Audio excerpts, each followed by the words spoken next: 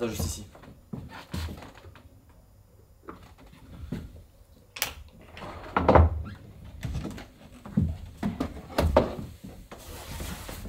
Tu m'entends? Qu'est-ce qui s'est passé? Si tu m'entends, ouvre les yeux. Serre-moi la main.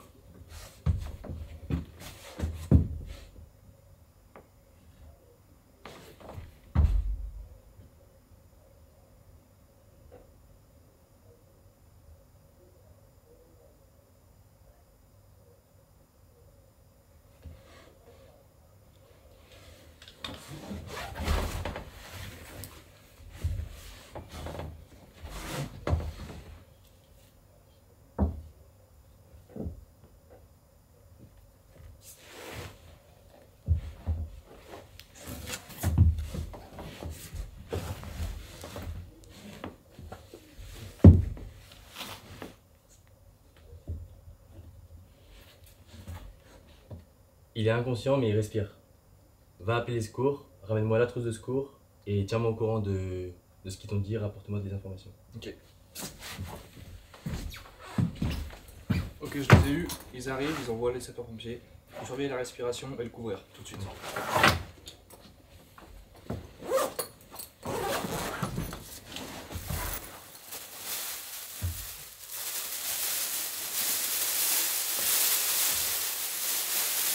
Va attendre les secours au portail.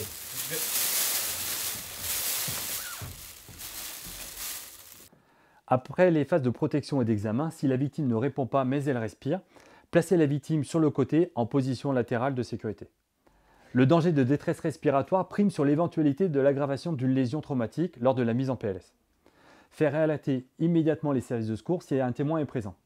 Dans le cas où le SST est seul, après avoir mis la victime en PLS et s'il n'a pas obtenu une aide de la part d'un témoin, il peut quitter la victime, aller le plus rapidement possible, alerter les secours, puis revenir auprès de la victime. Dans tous les cas, surveillez l'état de la victime. Contrôlez en permanence la respiration de la victime.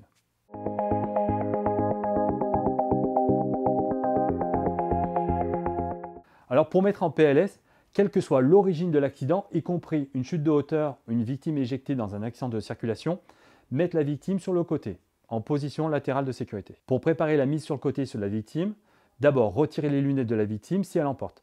Rapprochez si nécessaire ses membres inférieurs côte à côte.